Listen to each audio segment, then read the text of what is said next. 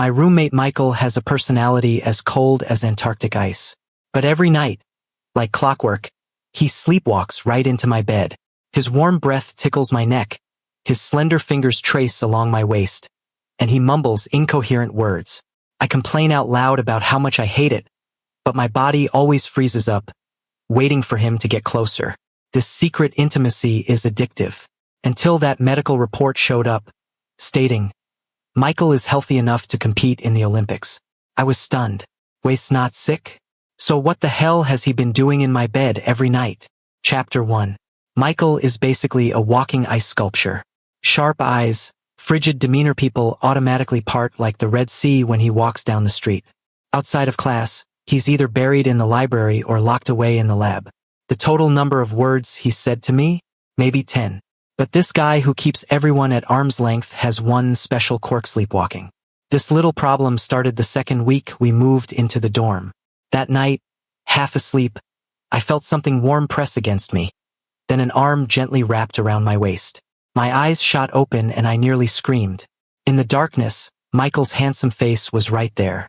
His breathing was steady, eyes closed, looking peacefully asleep, yet his arm held me tight. I held my breath, body rigid. The faint scent coming from him drifted into my nose, making me forget everything else. I didn't dare move all night, until just before dawn when Michael suddenly seemed to wake up, released me abruptly, and climbed back to his own bed. Before leaving, he planted a light kiss on my forehead, cool to the touch. Yet it burned so hot I couldn't fall back asleep. The next day, Michael was back to his ice-cold self, as if last night was just my imagination. But the faint red mark on my neck and the lingering scent of him in the room proved it was real. I tried to hint around, asking if he had any weird habits. He just gave me a cold glance and said, "No." That look could freeze someone solid, like I'd asked something I had no business asking. I didn't dare bring it up again, could only bury it inside. But this wasn't the end, it was just the beginning. Michael's sleepwalking became a nightly routine. Like a programmed alarm clock, he'd silently climb into my bed every night. At first I resisted, even tried putting obstacles on my bed, but he'd somehow avoid them every time.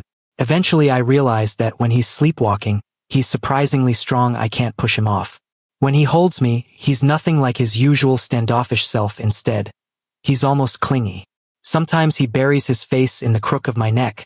Sometimes he nuzzles my hair, and he even mumbles things I can't make out. The feeling is strange, half embarrassing, half inexplicably comfortable. I started looking forward to every night, waiting for him to come over. I know this isn't normal, but I can't help it. Like a moth flying into a spider's web, knowing it's dangerous but unable to resist getting closer. Until a few days ago when Michael took sick leave for a physical exam. I accidentally spotted his medical report on the desk. Just one glance, and my heart skipped a beat. The report was crystal clear. Brain function normal. No neurological issues whatsoever. All indicators excellent. In other words, he couldn't be healthier. I felt something snap in my brain. Healthy? A healthy person sleepwalks to his roommate's bed every night for hugs and kisses? What kind of twisted logic is that? Suddenly I remembered that cool kiss before he left, and his cold indifference when he woke up. Everything seemed like a carefully staged performance, and I was the idiot kept in the dark. Anger and shame washed over me all at once. Chapter 2. I stared at that medical report, my fingers turning white from gripping it so hard. Those words, "all results normal," cut through me like a sharp blade, shredding every excuse I'd been clinging to. I'd convinced myself that Michael was sick, that his sleepwalking episodes and those intimate moments were just symptoms. I'd even felt sorry for him. Now I realized I was the real fool. So, he was never sick? I whispered to the empty room, my voice trembling. All those gentle touches over the past few days, those subtle moments of closeness, suddenly, they all felt like a lie. My face burned with shame, like I'd been slapped. And the worst part? I'd actually started to depend on that sick affection. I'd even looked forward to it. That night, Michael sleepwalked into my bed as usual. He wrapped his arms around me gently like always, his warm breath tickling my ear. I lay there rigid, breathing in his familiar scent, but all I felt was disgust. I fought the urge to shove him away, squeezing my eyes shut and pretending to sleep. His hand slowly traced my waist, as if testing something. I could feel his breathing pattern, even the slight rise and fall of his chest. "Noah," he suddenly murmured near my ear, his voice husky, like he was talking in his sleep. "My name." He said my name. I nearly jumped out of bed. Before, when he sleepwalked, he'd only make vague sounds, never called my name so clearly. What was this? Had his act gotten better? Or was he deliberately testing me? My heart pounded like it would burst out of my chest. In the darkness, I forced myself to breathe steadily, playing the part of someone sound asleep. His hand moved upward, gently touching my face. His fingertips were cool, the touch delicate. I could barely hold it together. The feeling was so bizarre, like invisible hands manipulating my emotions in the dark. I felt like a puppet, completely under someone else's control. "Stop pretending to sleep." Michael's voice suddenly rang clear in my ear, with a playful rasp to it. I snapped my eyes open and found myself staring straight into his dark eyes. There wasn't a trace of sleepwalking confusion. Those eyes were wide awake, even glinting with a sly awareness I couldn't quite read. My heart sank, a chill shooting from my feet to the top of my head. He was awake. He'd been awake the whole time. He'd always known. I felt like my lungs would explode with rage. Fury surged through me. The shame, anger, and humiliation of being played crashed down at once. Michael's lips curved slightly, that smile both captivating and teasing in the darkness. He stared at me, something unreadable flickering in those dark eyes. "You." I tried to speak, but my throat felt blocked. I couldn't get a single word out.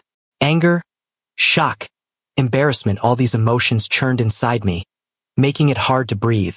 He actually dared to do this. He'd been acting this whole time. Michael's fingers traced my jaw, lifting my face with an irresistible force, making me look at him. His breath was right there, hot and heavy. "What?" "Surprised I figured you out." His voice was low and smooth, each word brushing my ear like a feather, yet carrying a dangerous edge of provocation. I pushed his hand away hard, trying to sit up. But Michael was faster. He reached out and pinned me back down on the bed, his whole body pressing down on me, trapping me between him and the mattress.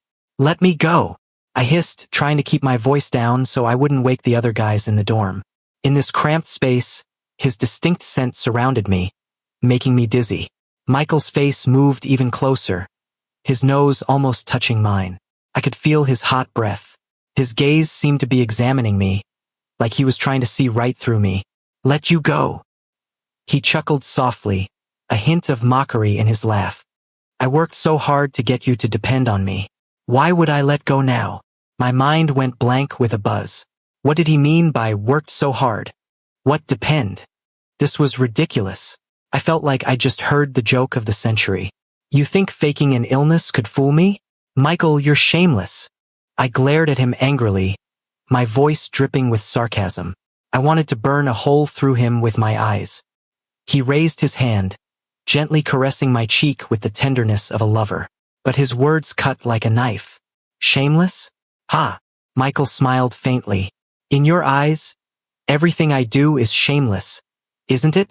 I froze suddenly. What did he mean by that? When did I ever say everything he did was shameless? All I knew was that what he was doing now was complete deception and manipulation. "That's not what I meant."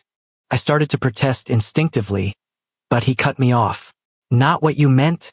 Michael narrowed his eyes, something burning in them. "Then why do you always avoid me?" Before I could answer, he lowered his head and captured my lips. The kiss was punishing, fierce and direct, yet it carried an irresistible force. My mind went completely blank. All the anger, shame, and shock got scrambled by this sudden kiss. I could even taste the faint hint of mint on his lips, both cool and burning. Chapter 3. My breathing became rapid and chaotic under Michael's kiss. My brain felt like someone had hit pause, completely blank. I struggled, only to discover his strength was frighteningly overwhelming. There was no way to resist. His kiss carried a punishing quality, tinged with aggression, setting my entire body ablaze. I could feel my heart pounding like a drum, my face burning hot. It wasn't until I was nearly out of breath that Michael slowly released me. He looked at me, those dark eyes holding a trace of satisfaction mixed with an unfathomable depth. My lips were slightly swollen, still carrying his scent and warmth, making me feel dizzy in waves. You're insane. I finally found my voice, hoarse and trembling. I felt my body shaking, not just from anger, but from some inexplicable tremor I couldn't quite place. Michael let out a soft laugh, his fingertip gently brushing across my lower lip in a gesture both intimate and dangerous. Maybe his voice was low, but you don't seem all that unwilling, do you? That casual remark hit me like a slap across the face. My face flushed hot in an instant. I jerked my head away, refusing to look at him. I knew he was right. Every time he sleepwalked, even though I protested, my body would always freeze and wait.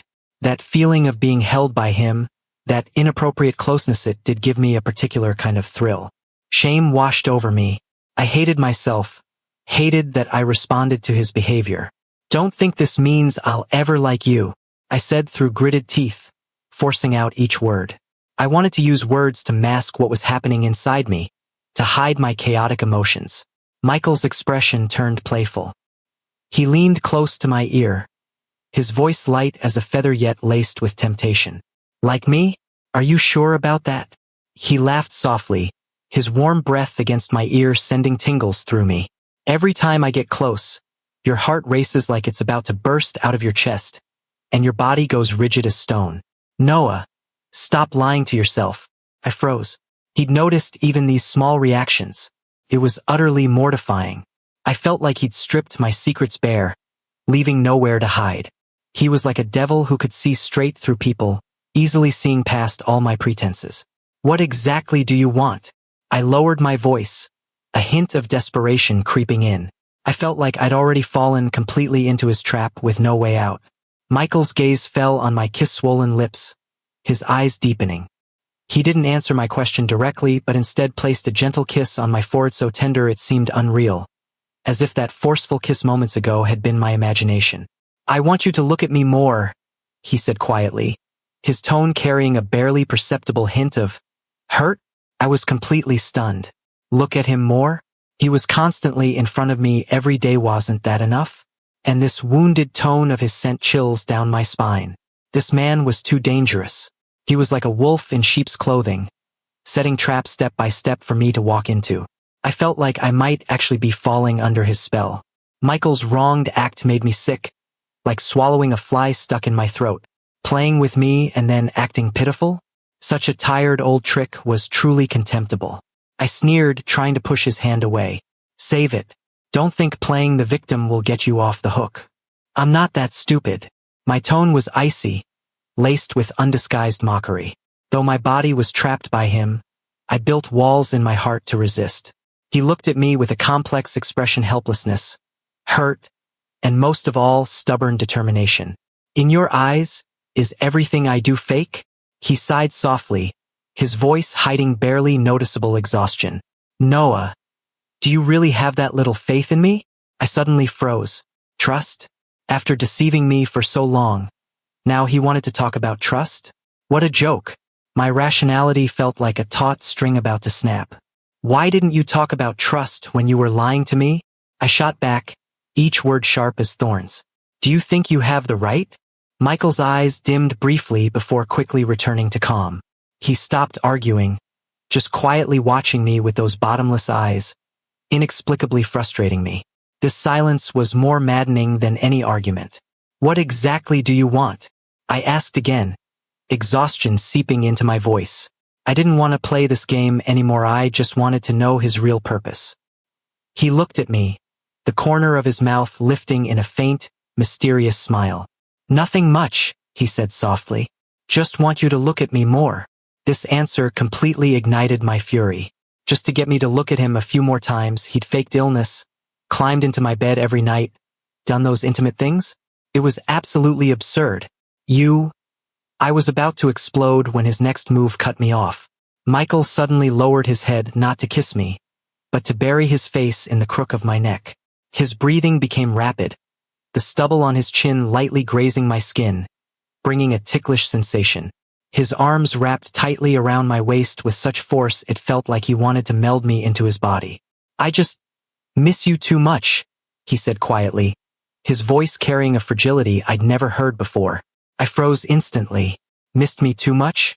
What was that supposed to mean? A confession? My brain felt ready to explode. What was this man thinking? He was like an unsolvable puzzle. Every action left me confused. Vulnerability, intimacy, deception, all these emotions woven together, leaving me completely unable to figure him out. I suddenly realized I might actually be drawn to him. Chapter 4. Michael's whisper hit me like an electric current.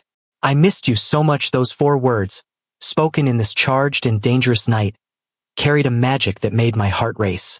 A wave of dizziness washed over me, scattering both my anger and embarrassment in the wake of this sudden confession. What are you saying? I stammered, my voice betraying a panic I hadn't even noticed myself. My cheeks burned, my heart pounding so hard it felt like it might burst. He didn't look up, only held me tighter. His body heat seeped through our thin clothes, shockingly warm. His breath against my neck grew deeper, carrying an irresistible sense of need. I just wanted you to see me. Michael's voice came out muffled and hoarse. In your world, I always feel like I'm invisible. I jolted. Invisible? How could that be?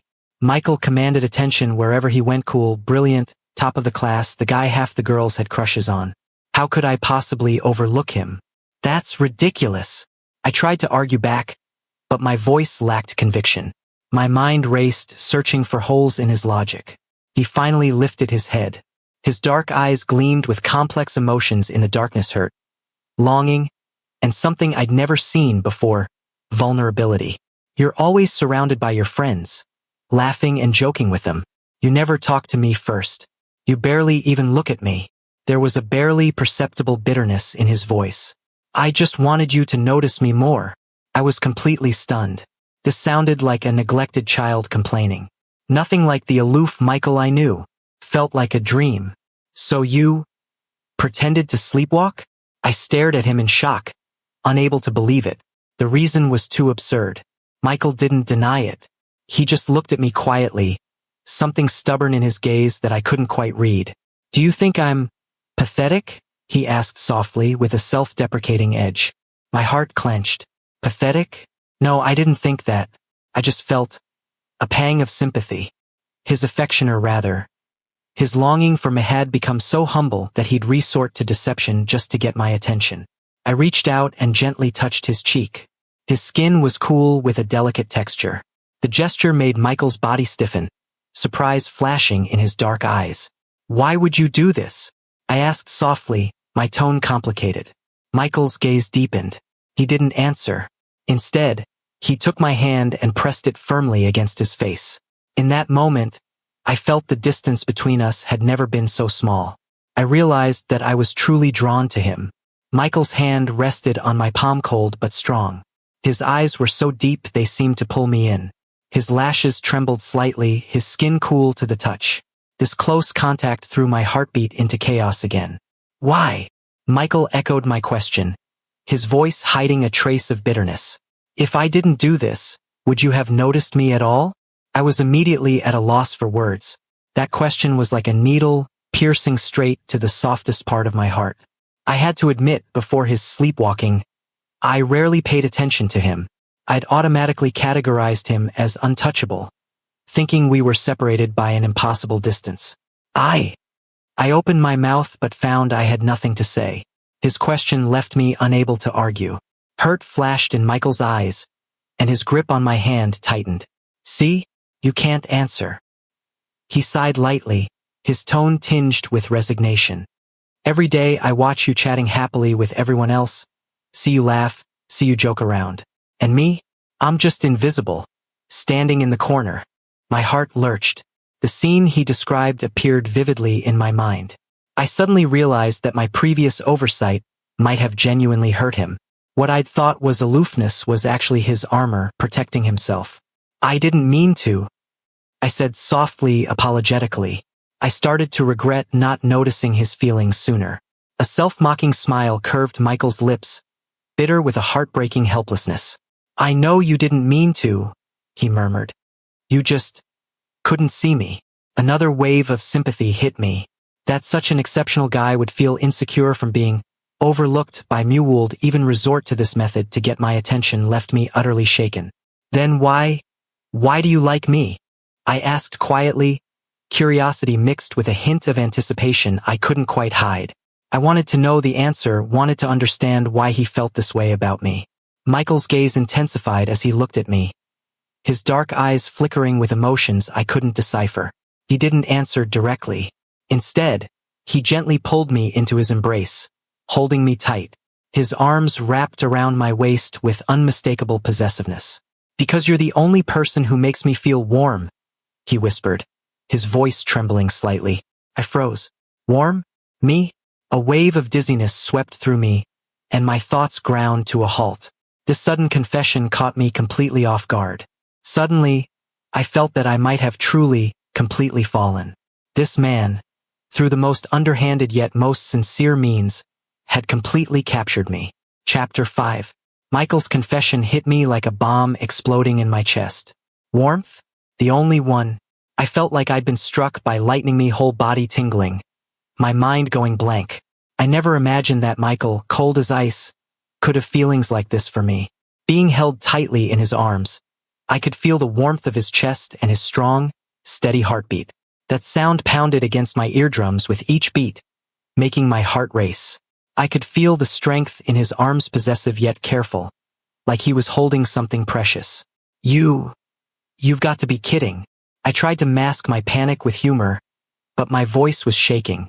My cheeks burned, and my heart was beating so fast it felt like it might leap out of my throat. Michael loosened his grip and lifted my chin, forcing me to look directly into his eyes. Those dark eyes held no trace of jestingly sincerity and deep emotion. "Do I look like I'm joking?" he said softly, his tone carrying a hint of hurt. "Noah, do you have any idea how much courage it took for me to say this?" I froze. Looking into his genuine gaze, my heart trembled. I suddenly realized he wasn't joking. He had actually fallen for me. His clumsy, almost underhanded way of getting my attention was probably just because he didn't know how else to express his feelings. "But you lied to me," I said quietly, my voice tinged with hurt.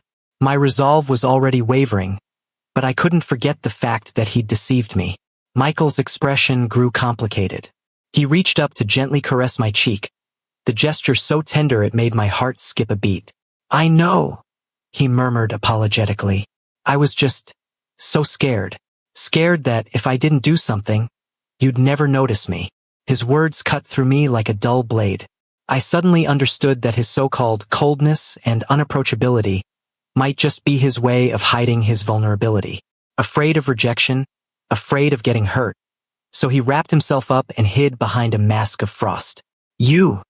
I opened my mouth but didn't know what to say. All my anger and resentment melted into a mess of conflicting emotions. Michael's gaze softened. He leaned down and placed a gentle kiss on my forehead, treating me like something precious. "Noah, give me a chance, okay?" he asked in a low voice, almost pleading. "Let me be with you out in the open." My heart clenched. Out in the open? This man was extending the most sincere invitation.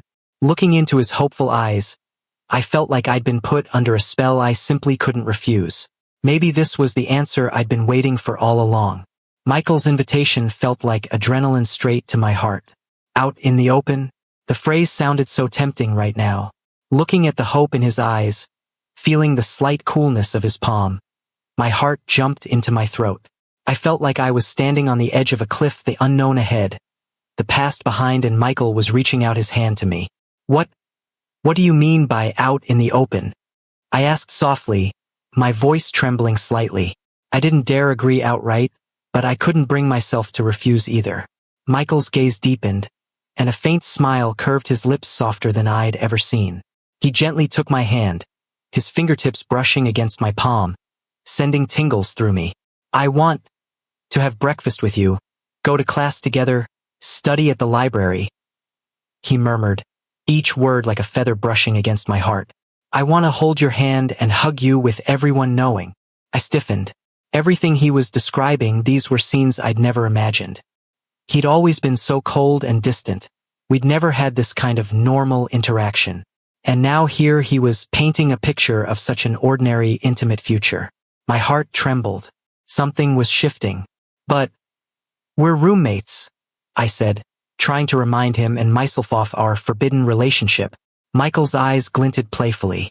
He chuckled softly and leaned close to my ear, his voice low and magnetic. So what if we're roommates? He whispered. Roommates can be lovers too, can't they? Before I could respond, he leaned in and placed a soft, brief kiss on my lips. It was gentle and fleeting, yet absolutely certain. My body went rigid, my mind blank. My cheeks burned, and my heart pounded like it might burst. You! I stammered, at a loss for words. His boldness caught me completely off guard. Michael looked at me, a hint of mischief in his eyes. Don't tell me you don't feel anything for me, he said confidently. Noah, your body's a lot more honest than your mouth. I was speechless. He was right. Every time he got close, my heart would race out of control. My body would tense up. That forbidden intimacy did give me a strange thrill, an anticipation I couldn't deny. I felt embarrassed, but also something sweet. I realized I really had fallen for him. And he, in his clumsy yet sincere way, had completely captured me. Maybe this was meant to be. Michael watched me, his gaze even more tender. He gently stroked my cheek, the gesture so soft it made my heart flutter. Give me a chance, okay? He asked again, pleading. Let's start over. Looking into his expectant eyes, my heart clenched. Start over? Those words were like a light illuminating the confusion in my heart. Before I knew it, I found myself nodding. I nodded. Michael's eyes lit up immediately, his smile becoming radiant, like he'd just set down a 1,000-pound weight, mixed with disbelieving joy. He suddenly pulled me into a tight embrace, holding me so hard it felt like he wanted to merge me into his body. You really agreed? His voice shook slightly, still uncertain. I could feel the warmth of his chest and his strong heartbeat. Being held this tightly made it hard to breathe, but there was a strange sweetness to it. When have I ever gone back on my word? I said softly, a teasing note in my voice. My cheeks were burning, my heart racing like it might jump out. Michael's body suddenly tensed. He slowly released me, his eyes searching mine. You're really not mad at me anymore? He asked quietly, carefully. I looked at him. Honestly, I had been furious before even angry. But when he dropped that icy facade and let me see his vulnerability and longing, I found I couldn't stay mad anymore. What good would being mad do? I huffed, a bit stubbornly. You've already done all this, what else can I do? Michael's lips curved into a gentle smile, tinged with affection. He reached up and softly ran his fingers through my hair, the gesture so tender it made my heart race. You, he said softly, his tone full of helpless adoration. Such a stubborn little thing. My cheeks burned hotter, my heart beat faster. I realized I'd completely fallen for him. This man had used the clumsiest yet most genuine approach to hold onto me tight. Then, no more pretending to sleepwalk, I said quietly, with a hint of warning. Michael's gaze grew deeper. He looked at me, his dark eyes shining with something I couldn't quite read. Fine, no more sleepwalking, he said softly, his tone slightly seductive. But that means from now on, I can hold you and kiss you openly, right? I froze. This man was shameless. I felt my face flush, but also felt that sweetness again. Strangely, I didn't want to refuse his pushiness at all. Michael looked at me, a glint of mischief in his eyes. He leaned down slightly and kissed me softly on the lips. The kiss was gentle and affectionate, yet carried an undeniable possessiveness. Noah, from this moment on, you're mine, he said in a low voice, firm and commanding. My heart trembled, but I found that I didn't mind his possessiveness at all. I looked up at him, into those eyes full of deep emotion, and as if under a spell, I found myself kissing him back gently. In that moment, moonlight streamed through the window, stretching our shadows long across the floor. I felt like my life had completely changed from this point forward. I'd been thoroughly conquered by a roommate who faked sleepwalking, using the clumsiest yet most heartfelt method, and I was completely willing. If you enjoyed this story, remember to subscribe to my channel. Thank you so much.